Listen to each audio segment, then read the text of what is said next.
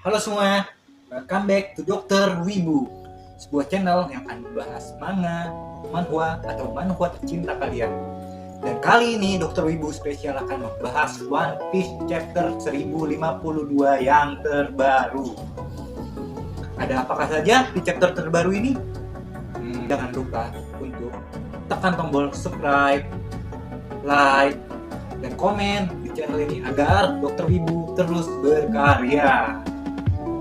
Yap, One Piece chapter 1052 ini ada beberapa poin yang sangat penting yang diperlihatkan oleh Eiichiro Oda. Apa saja yang akan ditampilkan?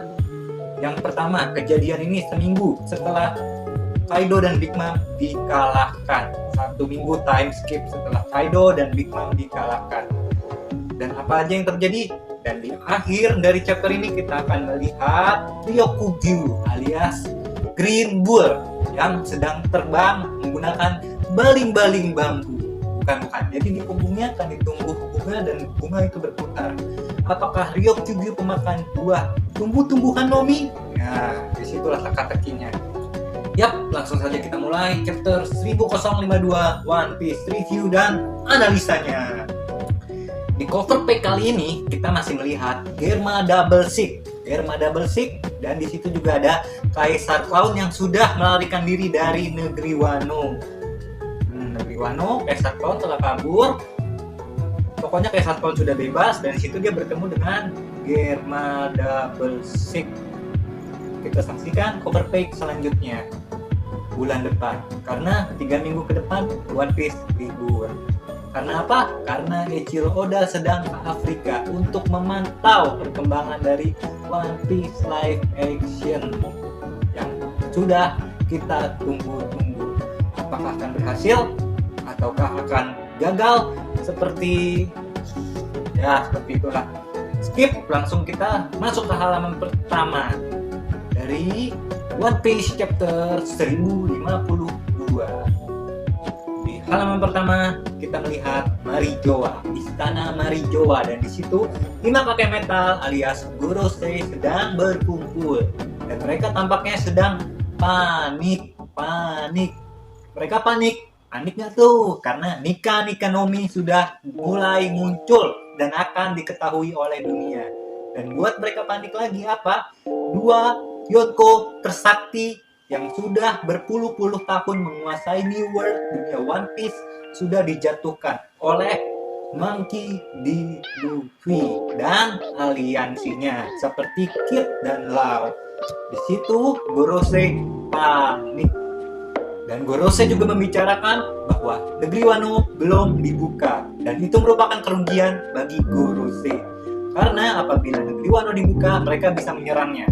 Tetapi selama negeri Wano masih tertutup dan belum dibuka oleh Momonosuke dan Junisa, negeri Wano tidak akan tertembus walaupun mungkin dengan Buster Call, karena Gorosei bilang itu hampir tidak tertembus. Berarti perbatasan negeri Wano ini sungguh sangat sakti. Dan bagaimana Momonosuke bisa sepintar itu? Dia tidak membuka perbatasan negeri Wano. Momonosuke benar-benar beruntung hari ini. Karena kalau dia misalnya membuka, langsung mereka pasti akan di Buster Call oleh pemerintah dunia. Tapi nyatanya dia tidak mau membuka perbatasan negeri Wano, walaupun itu adalah cita-cita Oden.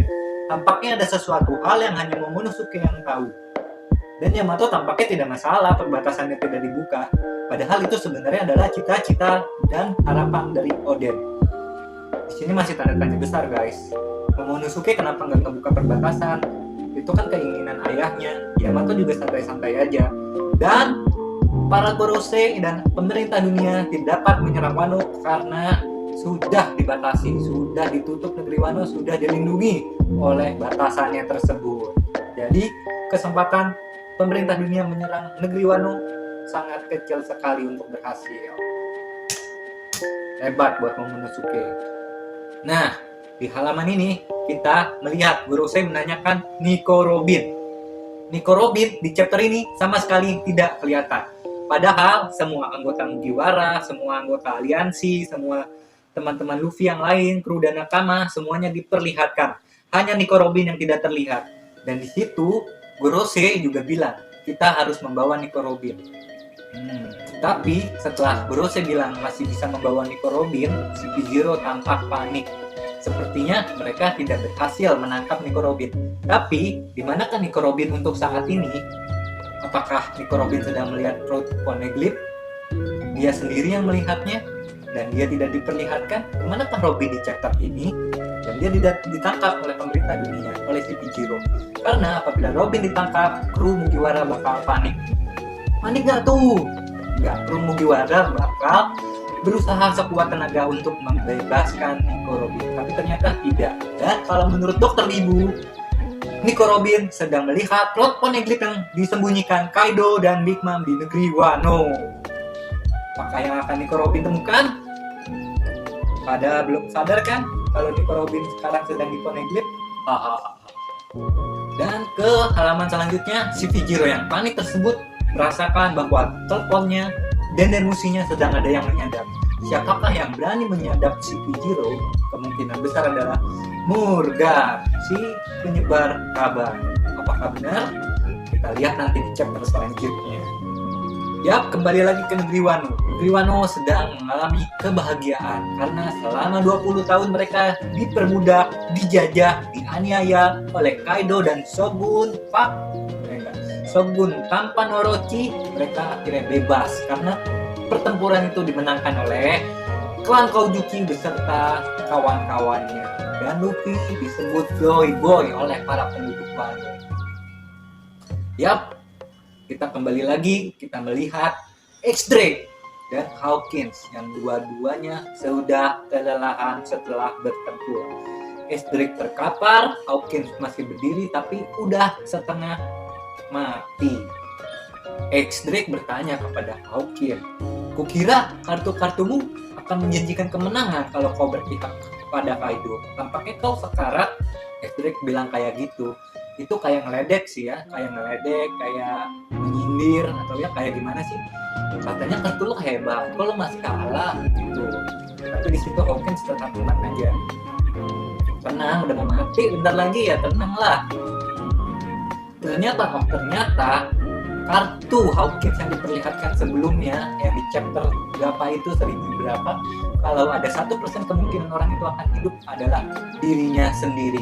Dan bahwa kartunya berkata kalau Big Mom dan Kaido akan kalah sudah dia ramalkan, tapi dia tidak berkhianat karena dia memegang kesetiaannya kepada Kaido. Berbeda cerita sewaktu dia beraliansi dengan Kid. Sewaktu itu Kaido jatuh dari langit dan Hawkins merasa dirinya akan mati kalau tidak bergabung dengan Kaido, dan dia tidak mau menjadi pengkhianat untuk kedua kalinya. Dia tidak mau dong, dia sudah mengkhianati Kid. Dia tahu Kaido bakal kalah, terus dia balik lagi ke Kid. Harga dirinya sebagai seorang lelaki di mana? Sebagai bajak laut di mana harga dirinya kalau seperti itu? Begitulah pemikiran Hawkins. Dan karena pemikiran seperti itu, akhirnya dia mati dengan gengsinya yang sangat tinggi. Sampai jumpa Hawkins, semoga kau tenang di alam sana. Ya, 7 hari setelah itu, time skip selama 1 minggu. Seperti yang tadi Dr. Wibu bilang di awal, para bocah-bocah kerucil-kerucil anak kecil negeri Wano sekolah seperti biasanya.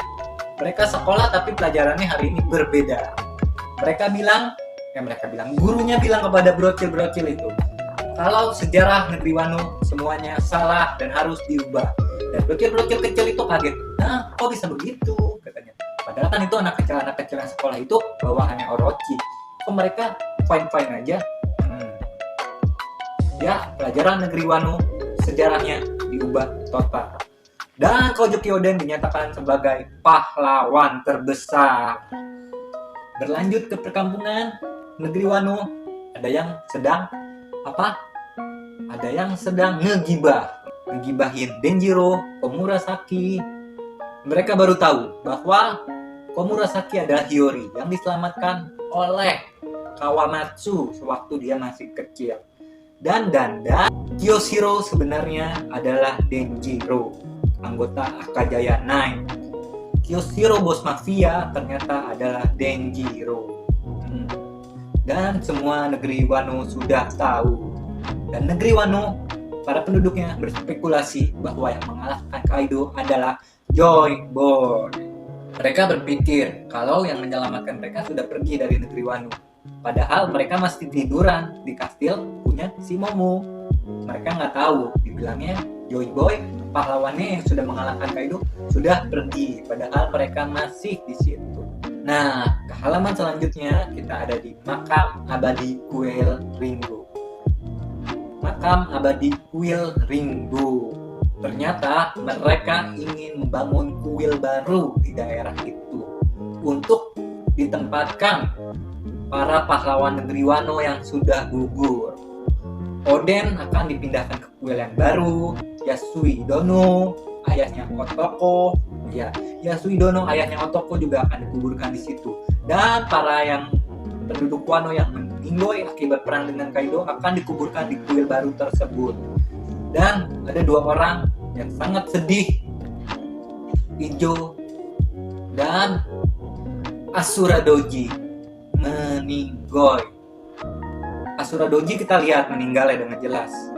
Tapi Ijo kita hanya melihat dia akan bertempur dengan si Pijiro. Tapi kita tidak diperlihatkan pertempurannya, tidak diperlihatkan bagaimana Ijo bisa meninggal. Mungkin ini teka-teki agar tidak diperlihatkan kekuatan si Pijiro yang sebenarnya. Nah, Kawamatsu lagi ngobrol nih sama Onimaru. Kapan nih kita pantas untuk dikuburkan di kuil ini? Lah gimana Kawamatsu? Lo pengen cepet-cepet meninggoy? Masa sih pengen cepet-cepet dikuburin di kuil itu? Nah, ketika mereka asik ngobrol, tiba-tiba datang Marco. Marco datang ke tempat kuil akan dibangun. Nah, Kinemon bertanya kepada Marco, apa kau tidak keberatan Ijo dikuburkan di sini? Marco bilang, ya silahkan, bagus dikuburkan di sini, kan ini kampung halaman Ijo. Marco sudah ikhlas dan rela Ijo dibunuh oleh si Pijiro. Kinemon dan Kawamatsu pun sudah rela karena mereka memenangkan pertempuran ini. Dan terlihat Yamato yang sedang kelaparan. Nah, ternyata Yamato sedang bernazar kalau Luffy dan Zoro tidak bangun, dia tidak akan makan sama sekali. Makanya ketika mendengar Luffy bangun dan Zoro, dia sangat senang. Akhirnya dia bisa makan kembali. Dan di situ kita melihat Komurasaki alias Shiori yang menendang kepala Momonosuke yang sudah besar. Dan Momonosuke mental. Tendangan sakti, Momonosuke terbang setelah mendengar kabar bahwa Zoro dan Luffy sudah sadar kembali. Luffy sama Zoro sadar dan Luffy teriak daging, Zoro teriak arak. Nah, pada kumpul itu pelayan-pelayan negeri Wano, pelayan istana, semuanya ngumpulin arak sama daging buat Luffy dan Zoro. Nah, ketika Momo datang menghampiri Luffy dan Zoro, Zoro pelan-pelan jangan sampai kekenyangan. Zoro sama Luffy nengok, siapa nih bocah? Siapa nih? Ternyata mereka belum tahu kalau itu Momonosuke. Dan setelah dijelaskan oleh nakama yang lain dan dijelaskan sendiri oleh Momonosuke, akhirnya mereka mengetahui kalau itu adalah Momono Mesum yang sudah besar. Dan dia sudah tidak menjadi belut dan kini sudah menjadi naga. Nah, ketika Momonosuke diganggu oleh Brook dan Sanji, Momonosuke mencari kesempatan untuk berlindung di dua gunung Nami. Ketika dia sudah di dua gunung Nami, dia langsung dipukul oleh Nami dan di situ Momonosuke terbang melayang dan kesakitan memegang pipinya. Tampaknya Sanji dan Brook sangat senang melihat Momonosuke digampar oleh Nami. Karena kita ingat sewaktu Momonosuke kecil, dia suka ngusel-ngusel di dua gunung milik Nami dan Robin. Sekarang dia sudah tidak bisa ngusel-ngusel lagi di dua gunung tersebut. Wah, tahu gitu lo tetap kecil aja Momonosuke ya. Cepet-cepet gede sih lo, coba masih kecil bisa tuh nguyel-nguyel mulu. Dan berlanjut lagi ke halaman berikutnya. Adegan mau mandi alias berendam air panas. Namanya di bahasa Jepang mengonsen alias onsen bareng. Nah, tapi Zoro bilang, oh badan gue bersih nih.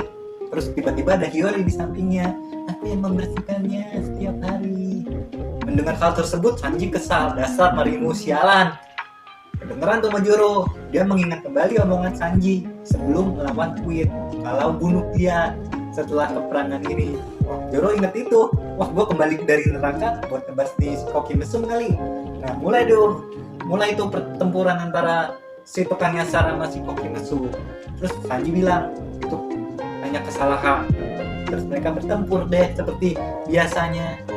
Yamato di tempat mandi onsen, pemandian air panas pria, dan Kiku di pemandian milik wanita. Kiku adalah pria dan Yamato adalah wanita, tapi mereka tukar kamar mandi, tukar tempat onsen.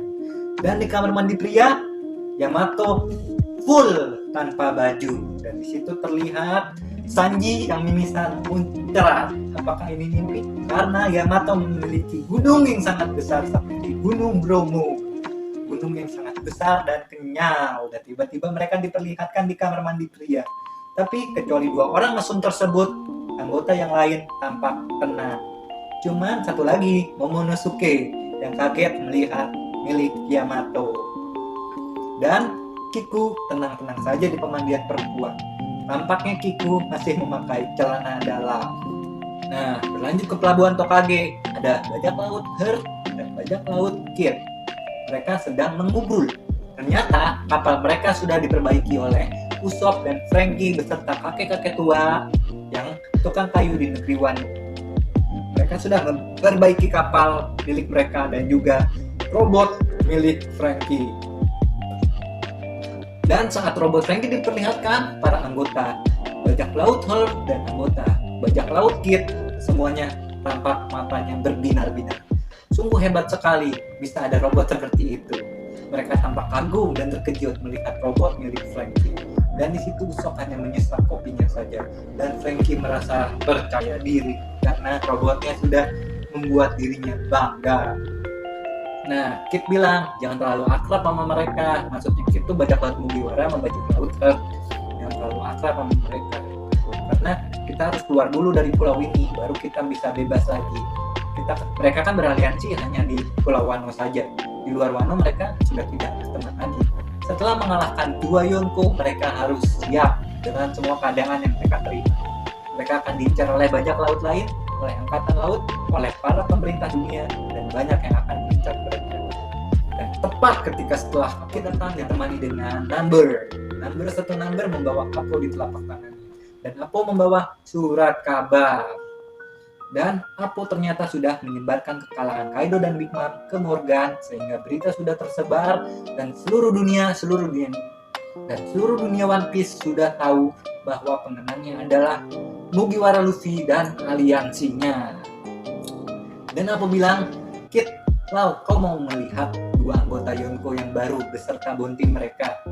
Dan di situ Apo menyerahkan sebuah surat kabar kepada Kid dan Lau. Nah, di sini hebat juga ya. Apo bisa menyebarkan berita ke Morgan, menyebarkan berita ke Kid dan Lau dengan surat kabar yang dia bawa. Apakah Apo ini cuma kerjaan yang nyebarin gosip doang? Apa kerjaan si Apo ini adalah tukang gibah? Dan kita ke halaman selanjutnya dan melihat, kita tunggu-tunggu dari dulu. Kita tunggu-tunggu, ini adalah Green Bull alias Ryokugyu yang sedang terbang dengan bunga di punggungnya yang muter-muter, dan dia sedang berteleponan, berdenden musian dengan Sakazuki. Dan Sakazuki bilang jangan macam-macam, karena melihat Luffy sudah mengalahkan Big Mom dan Kaido, berarti Luffy mempunyai kekuatan yang besar. Jadi dia memerintahkan untuk Ryokugyu untuk tidak macam-macam. Sebenarnya apakah Sakazuki takut oleh Luffy? Apakah Sakazuki takut terhadap Luffy? Yap, di situ Ryokugyu hanya ditampilkan bagian belakangnya saja ya, tidak diperlihatkan mukanya.